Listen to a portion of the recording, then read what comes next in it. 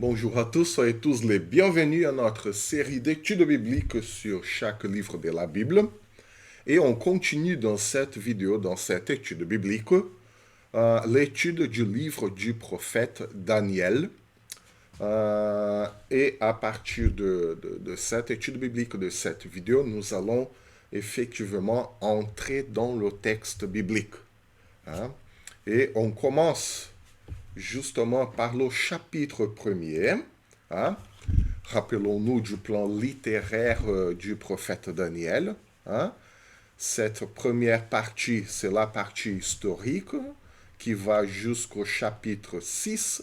Et à partir du chapitre 7, nous avons la partie apocalyptique, c'est-à-dire c'est la partie où Daniel va développer davantage l'utilisation des images pour transmettre son message. Hein? Et le message du prophète Daniel est clair. Quoi qu'il y ait en fait de gouverneurs très puissants, des empires très très puissants qui gouvernent sur la face de la terre, qui semblent avoir le contrôle de l'histoire, Dieu est au-dessus de tout. Hein? Daniel et le peuple hébreu, une partie du peuple, ont été emmenés captifs à Babylone. Ils avaient perdu leur culture, leur économie, leur politique, leur religion, tout. Ils avaient tout perdu. Mais ce que Daniel veut montrer est que Yahweh, le Dieu souverain, le Dieu éternel, détient le contrôle de l'histoire entre ses mains. Et même si nous sommes sur l'emprise d'un empire quelconque, d'un gouvernement quelconque, Dieu continue à l'œuvre. Dieu n'a pas abandonné son peuple. Hein?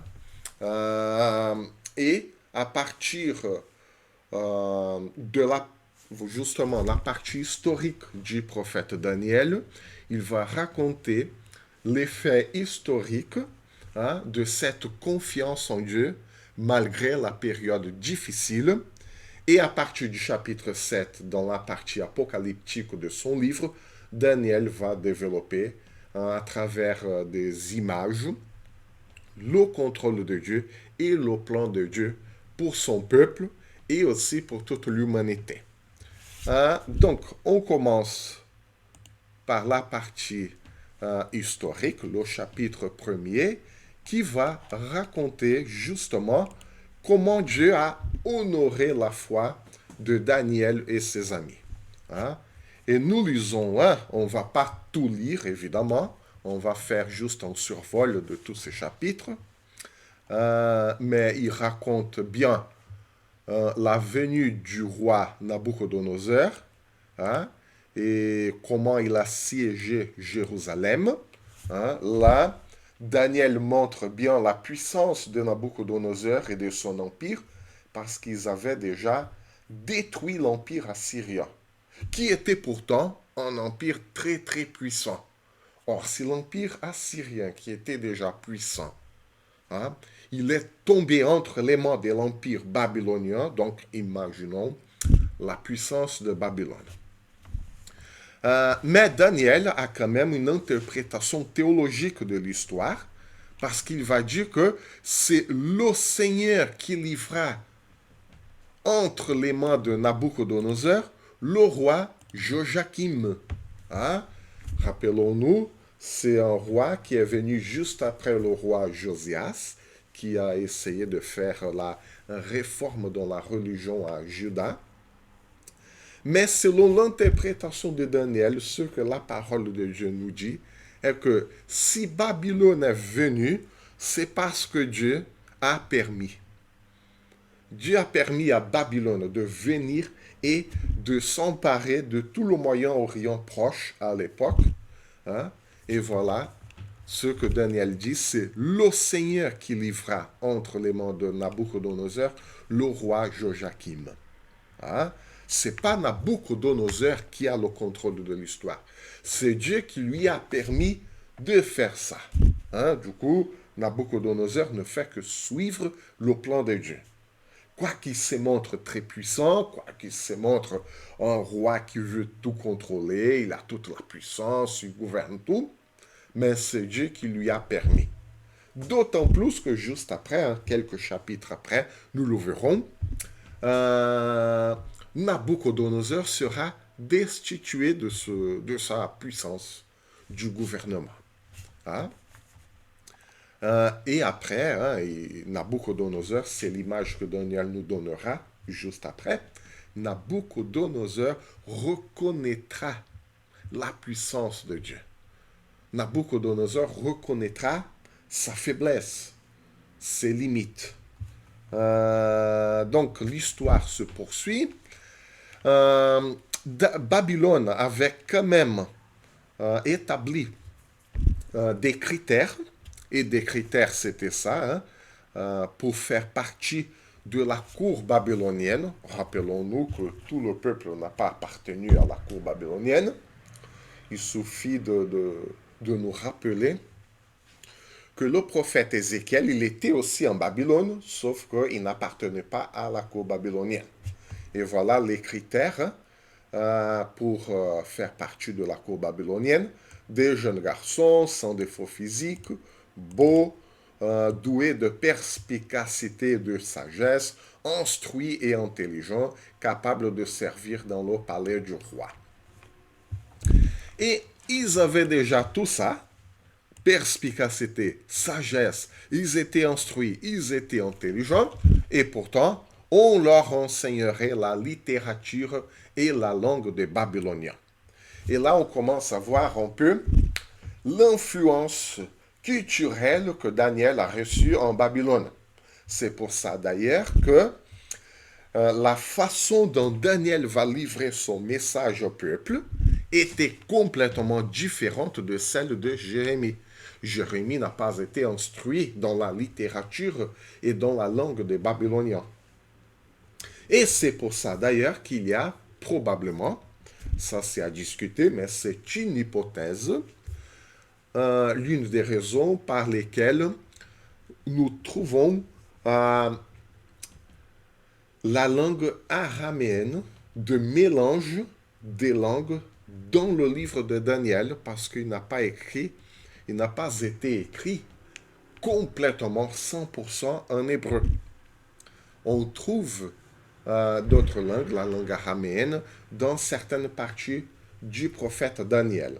Hein, nous savons maintenant que ce jeune garçon, sans défaut, beau, doué de perspicacité et de sagesse, il connaissait aussi la langue babylonienne.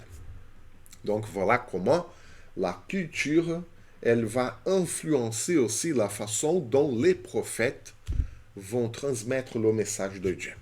C'est pourquoi, et c'est pour ça aussi, que nous voyons de subtilités entre Daniel et Ézéchiel. Tous les deux étaient en Babylone, mais Ézéchiel le fait un peu différemment de Daniel.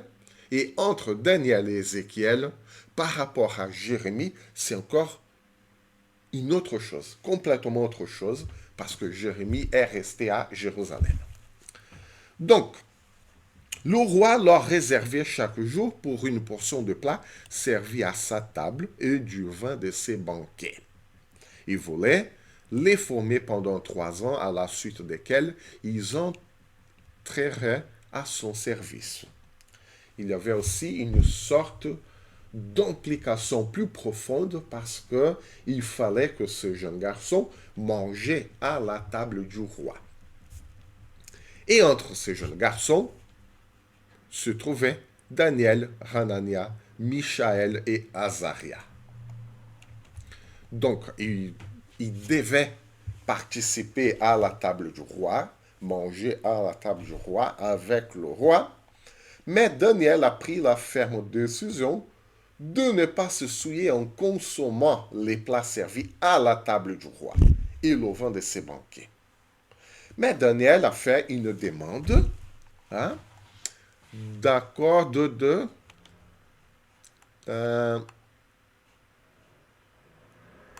ne pas manger à la table du roi. Et il a fait cette demande qu'on nous donne des légumes à manger et de l'eau à boire. Or, là, nous pouvons nous demander, c'est juste, quelle est la différence entre le repas servi à la table du roi et les légumes et l'eau de Babylone? Que ce soit les légumes, que ce soit les plats servis à la table du roi, tout venait de Babylone. Quel est le problème là? Hein? Quelle est la différence? La différence, ce n'est pas l'origine de la nourriture, parce que tout venait de Babylone. Hein? Peut-être qu'il avait à la table du roi des légumes à manger aussi. Hein? Il n'avait pas que de la viande ou du vin. Hein? Probablement, il avait aussi de légumes. Quelle est la différence entre les légumes à la table du roi et les légumes qui ne sont pas à la table du roi? Hein? Si tout venait de Babylone. Pour Daniel, lorsqu'on s'assoit à la table du roi, ça veut dire que nous sommes participants, que nous sommes complètement d'accord avec ceux qu'on mange avec, ensemble avec toutes ces personnes. Et Daniel, il ne voulait pas donner cette impression qu'il participerait 100%, qu'il donnerait son engagement 100% à un gouvernement qui n'était pas le gouvernement de Dieu. Il n'a pas refusé. De toute façon, je pense qu'il n'avait pas le choix. Mais bon, puisqu'il devait participer au gouvernement parce qu'il avait été choisi, tout comme ses trois autres amis, il ne voulait pas montrer qu'il était 100% d'accord avec ça. Et il avait fait ce pari, hein, fais donc un essai avec tes serviteurs pendant 10 jours, on ne mangera que de légumes et de l'eau. Pour montrer une sorte de résistance. Il faut résister à la façon du monde de faire et de penser. Et voilà comment Daniel, il a montré cette résistance. Et voilà encore une autre caractéristique de la littérature apocalyptique, est que le peuple de Dieu, où il est, hein, peu importe où il va résister à la façon de penser et à la façon de faire du monde. Et en Babylone, pour participer au gouvernement, pour participer aux décisions, pour faire ce qu'on devait faire au sein du gouvernement, il fallait s'asseoir à la table du roi pour être formé dans tous les aspects de la culture babylonienne. Et Daniel refuse d'y participer. Il refuse une implication 100%. Il vivait en Babylone, il faisait partie de la cour babylonienne, aucun souci. On va aider le roi dans les décisions, on va aider le roi lorsqu'il aura fait un mauvais rêve, hein, un cauchemar. On va l'aider à interpréter ce rêve, on va lui conseiller, on va faire tout un tas de choses, mais on va quand même, nous, en tant que peuple de Dieu, hein, Daniel et ses trois amis, nous allons montrer quand même une résistance à cette façon de faire, à cette façon de penser. Tout comme dans le livre d'Apocalypse. Jean, quel est le message dans le livre d'Apocalypse? Que tout comme Daniel, il s'agit d'une littérature apocalyptique. La littérature apocalyptique est une littérature de résistance. Il faut résister. Comment est-ce qu'on résiste? Hein? À un moment donné, Jean dira à l'une des églises, l'une des 7 églises auxquelles il va envoyer les lettres. Hein? Vous habitez là où est le trône de Satan. Le trône de Satan est bien établi là où vous êtes. Mais résistez. Ne vous confermez pas à cette façon de penser, à cette façon de faire les choses. Donc la littérature apocalyptique, c'est une littérature de résistance sans pour autant se retirer du monde. Parce que c'est impossible, nous vivons là, dans ce monde. Nous sommes impliqués dans la vie civile, dans la politique du pays là où nous vivons. Mais nous ne pouvons pas, nous ne devons pas nous conformer à la même façon de penser, à la même façon d'être. Nous servons notre Dieu. Sa parole est notre loi. Évidemment, nous devons obéir aux lois du pays là où nous vivons. Mais à un moment donné, la littérature apocalyptique nous oblige à faire ce choix d'obéir au Seigneur. Hein? Et pourtant, ce n'était pas interdit de manger de la viande ou de boire du vin. Hein? Mais juste pour montrer cette résistance, la résistance que le peuple de Dieu fait au système de gouvernement du monde, Daniel refuse de s'asseoir à la table du roi et de manger en même temps avec ceux qui étaient là. Quoi qu'il a mangé, des légumes qui venaient aussi de Babylone. Voilà comment interpréter cette chose. Hein? Et comment la littérature apocalyptique nous montre la bonne façon de résister. Bon, au chapitre 2, nous avons là le chapitre 2 du prophète Daniel. Nous voyons là le contenu du rêve et l'interprétation, le rêve de l'empereur Nabuchodonosor, et l'interprétation de Daniel, qui reflète en fait la souveraineté de Dieu sur toutes les nations. Voilà, Nabuchodonosor a fait un rêve. Et l'interprétation que Daniel en donne est justement de la souveraineté de Dieu sur toutes les nations. Parce que à l'époque, le peuple d'Israël, tout comme les autres nations, ils avaient des dieux nationaux. C'est le Dieu de la nation d'Israël. C'est le Dieu de la nation de Babylone. C'est le Dieu de la nation assyrienne et ainsi de suite.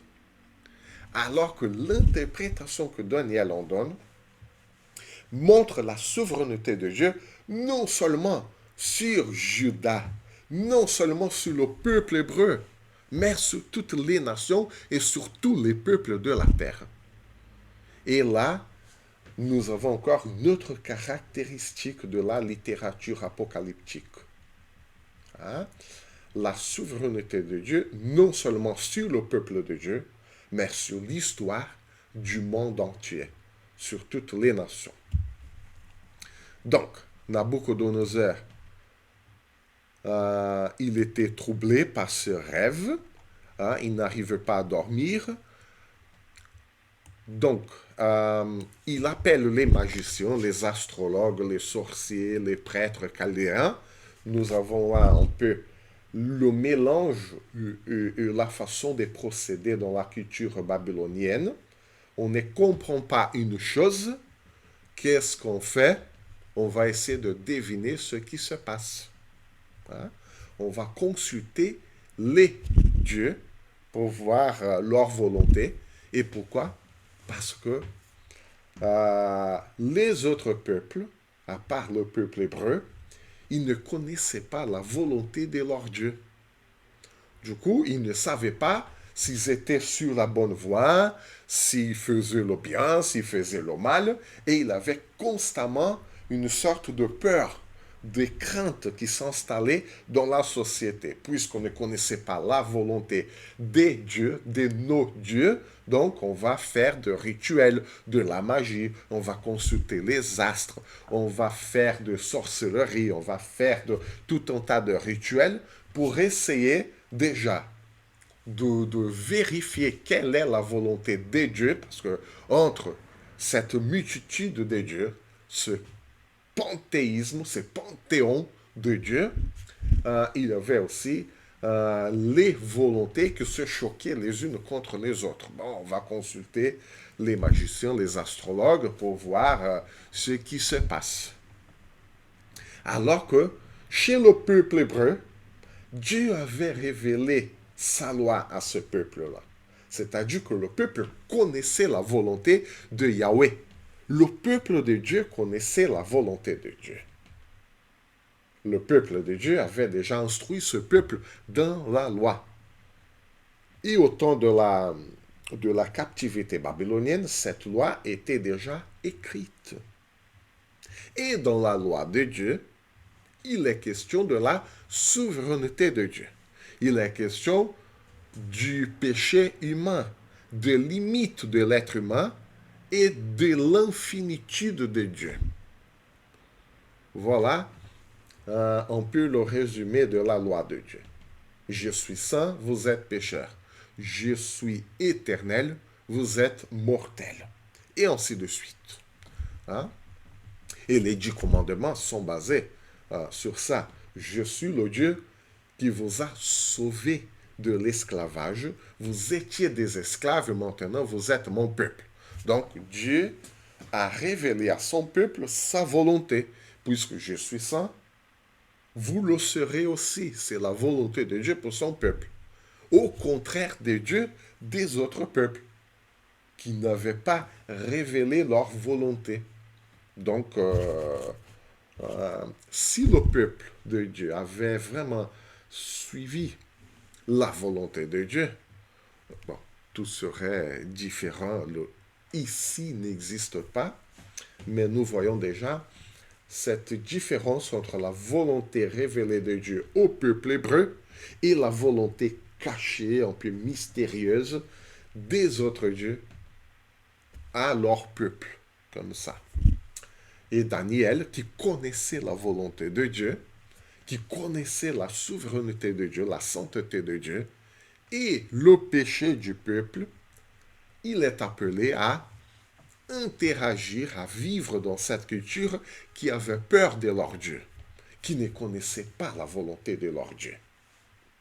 Hein? Et donc, les Chaldéens, les prêtres chaldéens répondirent au roi en araméen. Voilà, nous avons aussi dans le texte de petites pistes pourquoi, après le livre de Daniel, il va aussi être écrit en araméen aussi, parce que c'était la langue de Babylone.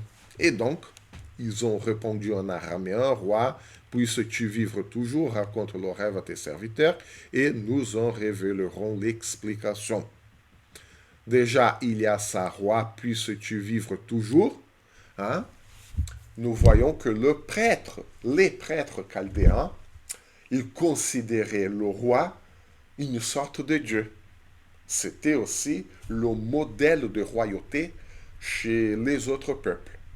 Chez le peuple hébreu, hein, le roi n'était pas considéré en Dieu, le roi était considéré un représentant du peuple devant le Seigneur. C'est tout à fait le contraire. Le roi, il était aussi un être humain qui représentait les autres êtres humains devant le Seigneur, le Dieu Tout-Puissant. Et cette volonté, elle est exprimée dans la loi de Moïse. Et Daniel la connaissait très bien. Alors que chez les autres peuples, le roi était considéré aussi une sorte de Dieu. Et les dieux ne meurent jamais. Et voilà, roi, puisses-tu vivre toujours. C'est-à-dire, roi, nous te considérons comme un Dieu. Et pourtant, le roi, il va avouer une faiblesse à ses prêtres, qui le considéraient toujours un roi, un Dieu. Hein? Raconte le rêve à tes serviteurs et nous en révélerons l'explication. Même si tu es considéré un Dieu roi, c'est à nous de te donner cette révélation si tu nous racontes ton rêve. Voilà. Le roi reprit la parole et dit au prêtre chaldéen, voici ce que je décidais. Si vous ne me faites pas connaître le rêve et son explication, vous serez mis en pièces et vos maisons seront transformées en un tas de décombres. Voilà la menace que le roi fait. C'est à vous aussi de me donner ou de me dire le rêve que j'ai eu, le rêve que je fais. Donc, ils n'ont pas pu, évidemment. Le roi n'était pas bête. Et voilà, je m'aperçois en vérité que vous cherchez à gagner du temps. Et c'est là que Daniel est venu. Et Daniel, il va donner, non seulement il va dire au roi le rêve, mais il en dira aussi son interprétation, son explication. Donc, l'interprétation que Daniel donne, l'interprétation principale, est que tous les empires les plus puissants tomberaient et seraient vaincus par le royaume éternel de Yahweh. Voilà, c'est alors que le secret fut révélé à Daniel dans une vision pendant la nuit. Il bénit le Dieu du ciel en disant que le nom de Dieu soit béni d'éternité en éternité. C'est à lui qu'appartient la sagesse et la force. Et là, nous voyons ce caractère de résistance que Daniel montre au roi de Babylone. Alors que les prêtres, ils ont dit au roi, puisses-tu vivre éternellement, Daniel commence en disant que le nom de Dieu soit béni d'éternité en éternité. C'est-à-dire que c'est pas le roi qui vivra toujours, puisses-tu vivre toujours comme s'il était Dieu. Non, c'est le nom de Dieu qui soit béni d'éternité en éternité, parce qu'il n'y a que Dieu qui soit éternel. Aucun être n'en est un, mais Dieu seul est éternel. En plus de cette éternité, ce n'est pas le roi qui vivra pour toujours, c'est Dieu qui est béni d'éternité en éternité. Mais au-delà de ça, hein, c'est pas le roi qui a la sagesse et la force. C'est même pas moi, Daniel, qui a la sagesse et la force. C'est à Dieu qui appartiennent la sagesse et la force. Excusez-moi. Donc, c'est Dieu qui change les temps et les circonstances. C'est Dieu qui renverse et c'est Dieu qui établit les rois. Comme pour dire, Nabucodonosor, si tu es là maintenant, c'est parce que Dieu t'a mis là. Parce que c'est lui qui renverse et c'est lui qui établit les rois. C'est le Seigneur, le Dieu éternel, béni d'éternité en éternité, qui t'a établi là.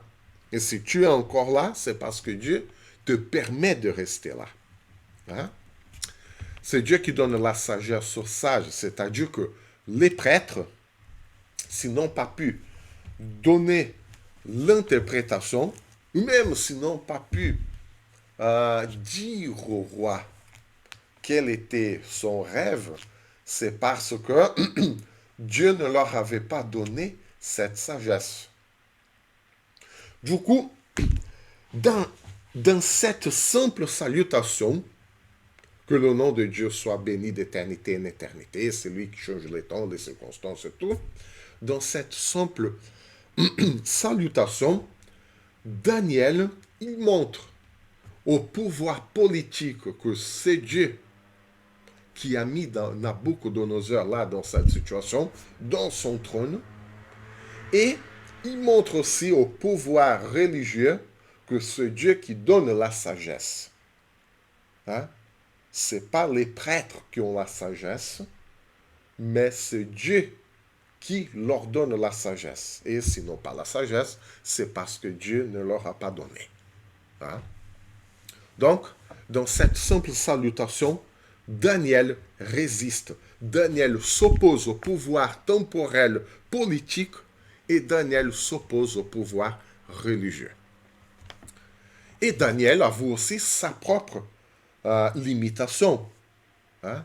Daniel avoue aussi sa condition humaine. Parce qu'à l'époque, personne ne voulait avouer ça, cette condition humaine de faiblesse. Il fallait se montrer tout puissant, sinon on se ferait renverser. Hein? Mais Daniel, il avoue qu'il a besoin aussi de cette sagesse. Daniel avoue que s'il est là, c'est parce que Dieu l'avait mis là. Hein? Donc, c'est Dieu qui dévoile ce qui est profondément enfoui et caché. C'est lui qui connaît ce qui est dans les ténèbres, dont la lumière réside auprès de lui. Dieu de mes ancêtres, je t'ai dit toute ma reconnaissance et ma louange parce que tu m'as donné la sagesse et la force. Et parce que tu m'as fait connaître ce que nous t'avons demandé. Hein? Daniel, il avoue que ce qu'il s'apprête à révéler au roi, ça ne vient pas de lui-même. Hein? Comme s'il disait, Nabucodonosor, la cour babylonienne, je vous dirai quelque chose, vous serez étonnés, vous en serez étonnés, mais en fait, ça ne vient pas de moi, ça vient de Dieu Tout-Puissant, ça vient de Dieu qui contrôle toute l'histoire. Et pourtant, ce n'était pas encore le moment de renverser ce gouvernement. Même si Daniel s'y oppose, hein, Daniel s'oppose au gouvernement politique et au gouvernement religieux de l'époque, mais Daniel ne cherche pas à renverser ce gouvernement. Daniel ne cherche pas à établir un coup d'État. C'est pas ça. Daniel est bien conscient que c'est Dieu qui renverse les gouvernements. C'est Dieu qui établit les gouvernements. Et pourtant, il ne cherche pas. C'est justement pour ça que Daniel ne cherche pas à faire un coup d'État. Maintenant, on va transformer Babylone dans une grande synagogue et maintenant c'est la loi de Dieu qui va gouverner ce pays. Parce que Dieu m'a établi là pour renverser ce gouvernement. Non, Daniel ne fait pas ça. Il vit tranquillement, il vit paisiblement dans un gouvernement qu'il sait que ce n'est pas un gouvernement qui vient de Dieu, hein? Mais quand même, il va s'opposer à cette forme de gouvernement tyrannique, ce gouvernement qui impose sa volonté d'une façon violente, sans pour autant créer un coup d'État. Voilà la sagesse, voilà comment Daniel va vivre la relation avec Dieu tout en vivant au sein d'un gouvernement violent et tyrannique. Hein?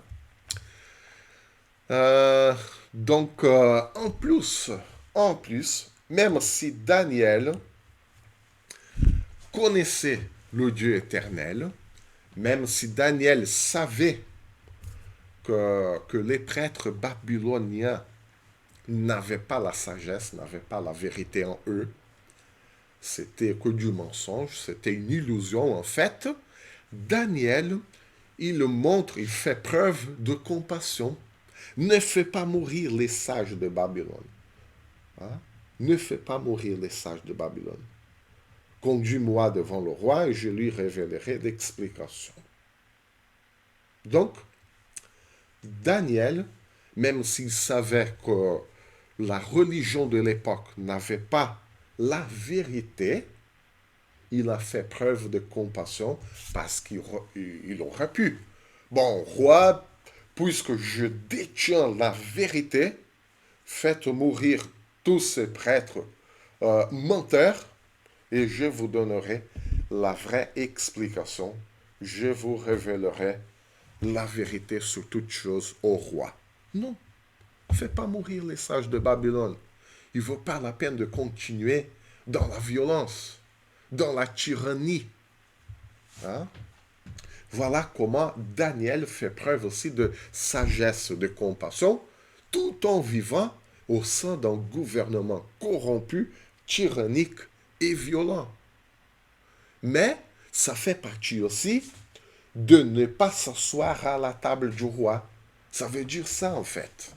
À la table du roi, hein, ça va au-delà de manger ou de ne pas manger. Ça, c'est pas l'important. De toute façon, comme on a déjà dit, Daniel a mangé les mêmes légumes. Mais le fait de ne pas s'asseoir à la table du roi, ça veut dire quoi? Ne pas vivre de la même façon, ne pas réfléchir de la même façon que le roi, que le gouvernement. Le gouvernement de l'époque de Babylone, il faisait mourir tous ceux qui n'étaient pas d'accord ou tous ceux qui ne pouvaient pas agir en conséquence aux ordres du roi, par exemple. Vous allez tous mourir parce que vous ne faites pas ce que je vous ai demandé. Même si la demande était impossible. Donc vous allez mourir. Et le fait de ne pas s'asseoir à la table du roi, c'est-à-dire ne pas participer à la même façon de faire, à la même façon de réfléchir que le gouvernement de l'époque, voilà, Daniel montre ça dans sa vie pratique. Il ne s'assoit pas à la table du roi, donc faites pas mourir, ne faites pas mourir les sages de Babylone. Hein? C'est-à-dire, je ne participerai pas à cette violence, je ne participerai pas à la même façon de faire que vous. Donc, je veux que tous ces sages, même s'ils sont menteurs, même s'ils vivent dans l'illusion, je ne veux pas qu'ils meurent. Je veux qu'ils vivent parce que je ne participe pas à la même table que vous, au roi, au gouverneur de ce monde. Hein? Et ça montre aussi une opposition. Voilà comment Daniel montre l'opposition. Hein? Il ne veut pas établir un coup d'État. Ah, maintenant on va tout renverser, on va établir la loi du Seigneur. Non. Si tout le monde à l'époque en Babylone, hein, faisait mourir les personnes à cause de la non-conformité ou à cause de la frustration du roi, du gouvernement, Daniel montre son opposition par la compassion. Ça ne dépend pas des sages, parce que si la compassion de Daniel en dépendait, bon, il serait mort aussi, parce qu'ils vivaient dans une illusion, ils étaient tous des menteurs. Hein? Mais parce que Daniel vivait cette relation personnelle avec Dieu, et Dieu montrait la compassion. Dieu était le Seigneur vivant, le souverain. C'est au Seigneur de décider qui va mourir, qui va vivre. Hein? La vie et la mort appartiennent au Seigneur, le Seigneur souverain et créateur. Hein? La vie, le pouvoir de la vie et de la mort n'appartiennent pas aux êtres humains, parce que les êtres humains ne sont pas Dieu. Voilà pourquoi c'est Dieu qui vit éternellement. Voilà pourquoi Daniel a dit, hein, au tout début, euh, c'est le roi, c'est Dieu qui est béni d'éternité en éternité. Hein? Donc voilà, que le nom de Dieu soit béni de l'éternité en éternité. Nous, les êtres humains, nous ne sommes pas Dieu. C'est pas à nous de décider qui va vivre et qui va mourir. C'est pour ça que je vous demande, ne faites pas mourir les sages de Babylone. Hein? Et l'explication que Daniel donne pour le rêve de Nabuchodonosor, c'est ça.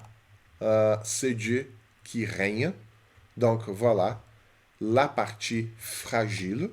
Tous les gouvernements du monde, en fait, sont fragiles parce qu'ils se reposent sur des êtres humains et les êtres humains sont fragiles. Hein? Voilà pourquoi. Et même s'ils ont une apparence de forteresse, une apparence solide, tous les gouvernements du monde sont voués à la disparition. Il y aura toujours un gouvernement plus puissant après. Hein? Et effectivement, c'est le rêve que Nabuchodonosor a fait de cette grande statue. Hein? Donc, la pierre qui avait frappé la statue.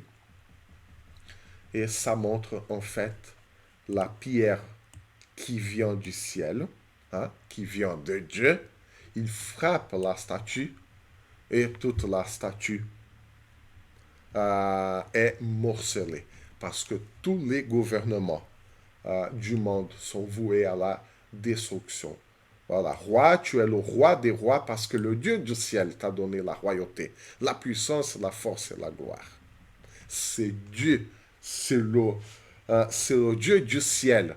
Et voilà, encore une fois, l'influence babylonienne de Daniel. Et de toute façon, il s'adressait au roi de Babylone.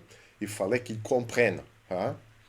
Donc, Daniel, il montre bien qu'il y a un Dieu dans le ciel qui regarde tout, qui a tout créé, qui domine l'histoire et tout le gouvernement du monde. Et donc, Nabucodonosor est le roi des rois parce que le Dieu du ciel lui avait donné la royauté, la puissance et la force. Mais surgira un autre royaume inférieur au tien, puis un troisième, il sera en bronze, et qui dominera sur toute la terre. Il aura un quatrième royaume, solide comme du fer. En effet, le fer pulvérise et écrase tout, tout comme le fer brise tout. Il pulvérisera et écrasera les autres. Tu as vu les pieds, les orteils en partie en argile de potier et en partie en fer. De même, ce royaume sera divisé, mais il y aura en lui quelque chose de la force du fer, parce que tu as vu le fer mélangé à l'argile. Donc, ça va ainsi de suite. Donc, à l'époque de ce roi, le Dieu du ciel fera surgir un royaume qui ne sera jamais détruit. Voilà, ça veut dire que tous les royaumes, y compris le royaume babylonien, sera détruit. Mais il y aura un royaume qui ne sera jamais détruit et qui ne passera pas sous la domination de notre peuple. Il pulvérisera tous ces royaumes-là et y mettra fin, tandis que lui-même subsistera éternellement. Voilà, c'est le royaume des dieux qui subsistera éternellement parce qu'aucun gouvernement humain ne peut subsister, ne peut résister. Donc, Daniel montre bien la fragilité de tous les gouvernements de la terre. Daniel s'y oppose, Daniel montre sa résistance sans pour autant vouloir un coup d'État. Voilà comment nous pouvons apprendre de Daniel à comment vivre dans tous les gouvernements, peu importe. À l'époque, Daniel vivait au sein d'un gouvernement violent, tyrannique, hein, qui n'épargnait pas les personnes. Hein. À la moindre chose, nous avons vu, hein, les prêtres n'ont pas pu deviner le rêve que Nabucodonosor avait fait. Donc, fais-le mourir. Donc, voilà la violence au sein même de la cour babylonienne. Et Daniel refuse d'y participer. Il résiste à cette violence et il dit ne fais pas mourir les sages de Babylone. Voilà comment résister. Voilà comment s'y opposer sans pour autant vouloir un coup d'État ou établir la loi de Dieu sur la loi civile du pays là où nous vivons. Donc, on reste là pour aujourd'hui. C'est tout pour aujourd'hui. Et pendant les prochaines vidéos, les prochaines études bibliques, nous allons continuer à lire en survol. Hein, on ne va pas tout lire malheureusement, nous n'avons pas le temps. Mais nous allons faire un survol sur chaque chapitre de Daniel. Donc, que le Seigneur vous bénisse, que le Seigneur vous garde et à la prochaine vidéo, à la prochaine étude biblique.